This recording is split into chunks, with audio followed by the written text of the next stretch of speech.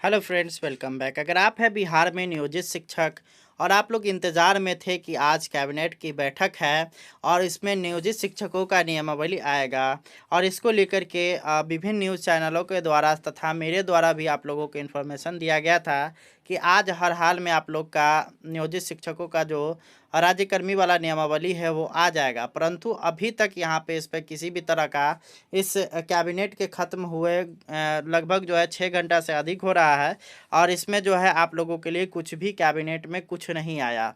तो यहाँ पे नियोजित शिक्षकों के लिए यहाँ पे बहुत बड़ा खबर निकल कर के आ रहा है और यहाँ पे नियोजित शिक्षकों के मन में जो सवाल चल रहा है कि नियमावली आज क्यों नहीं आया, वो सारा कुछ हम लोग आज डिटेल्स में अभी बात करने वाले हैं।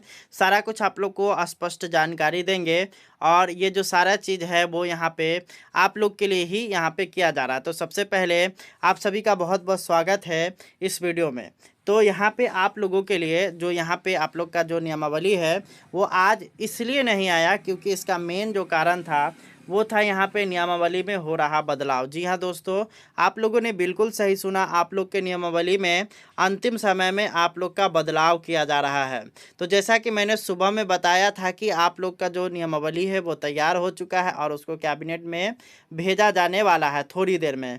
परंतु यहाँ पे उसके बाद क्या हुआ कि जब वो कैबिनेट में पहुँचा तो वहाँ पे उसके विषय में जो है विभिन्न चर्चाएँ वहाँ पर हुई और वहाँ पर जो है माननीय शिक्षा मंत्री और साथ में अन्य मंत्रिपरिषद के जो नेतागण थे उनके द्वारा उसको देखा गया और उसके बाद वहाँ पे उसमें कुछ आपत्ति जताई गई और साथ ही साथ नियोजित शिक्षकों के द्वारा जो भी आपत्ति दी गई थी उसका जो है वहाँ पे हवाला दिया गया। उसके बाद फिर जो है वो नियमावली आप लोग का फिर से सचिवालय रिटर्न आ चुका है और उस पर अब जो है यहाँ पे लगातार उस समय से कार्य शुरू हो चुका है। जहाँ जहाँ पे सुधार की बातें हो रही हैं वो सारा चीज़ यहाँ पे सुधार की प्रक्रिया वहाँ पे हो रहा है।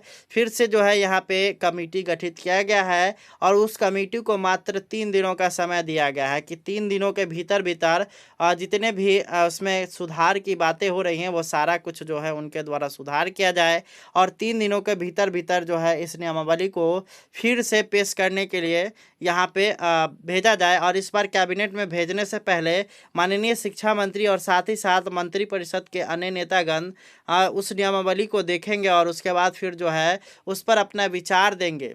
और यहाँ पे ये नियोजित शिक्षकों के लिए काफ़ी अच्छा है क्योंकि नियोजित शिक्षकों के हित में ही ये सारा काम हो रहा है। कैसे आप लोग के हित में हो रहा है उसकी भी जानकारी ले लेते हैं थोड़ा सा।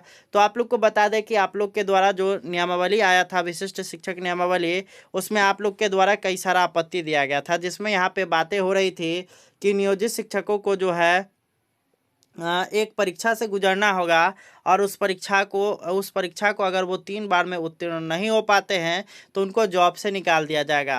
तो अब इसको जो है यहाँ पे अगर बात करेगा इस नियमावली में तो इस नियमावली में उसको सम्मिलित किया जा चुका है और इस पर जो है यहाँ पे थोड़ा सा और इसमें परीक्षा को लेकर के और भी चीज़ उसमें निकल करके आई है और ये है निकल करके आई है कि अब आप लोग का जो परीक्षा होने वाला है वो ऐच्छिक होगा, यानी कि आप लोग जो है अपने इच्छा के अनुसार उस परीक्षा में बैठेंगे और आप अगर चाहें कि आप उस परीक्षा में नहीं बैठे नियोजित ही रहें तो आप लोग उस परीक्षा से बच सकते हैं।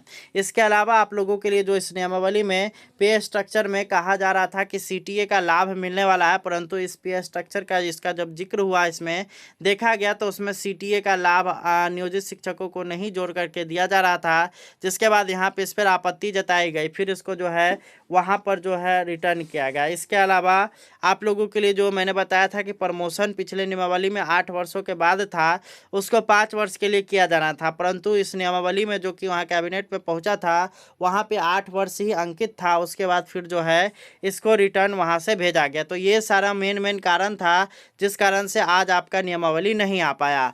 आज हम लोग चलिए बात कर लेते हैं कि कैबिनेट के बैठक में कौन कौन से मुद्दे यहाँ पे पास हुए हैं और कौन कौन से चीज़ें आप लोगों के लिए नया चीज़ निकल करके आया है। वैसे आप लोगों के लिए एक बड़ी खुशखबरी है कि आप जितने भी नियोजित शिक्षक हैं उन सभी का जो है यहाँ पे डीए वो जो है बढ़ चुका है। अब 42% के स्थान पर 46% आप लोग को जो है यहाँ पे डीए के हिसाब से वेतन मिलने वाला है। कितना वेतन होगा सारा चीज़ हम लोग अगले वीडियो में डिस्कस करने वाले हैं। जिस बेसिक पे का जो है यहाँ पे सारा कुछ जो है आप लोग को जानकारी मिलेगा। और ये जो डीए जो 46% हुआ है उसका जो वेतन बढ़ा हुआ वेतन है वो दिसंबर से मिलना शुरू हो जाएगा। और उस दिसंबर माह का जो वेतन आप लोग का किस तरह से बनेगा आप लोगों के लिए मैं एक वीडियो लेकर के आने वाला हूँ। तो चलिए पहले हम लोग इस नियमावली इस कैबिनेट की बैठक में कौन कौन से मुद्दे आए और कौन कौन से मुद्दे पास हुए उसको हम लोग देख लेते हैं।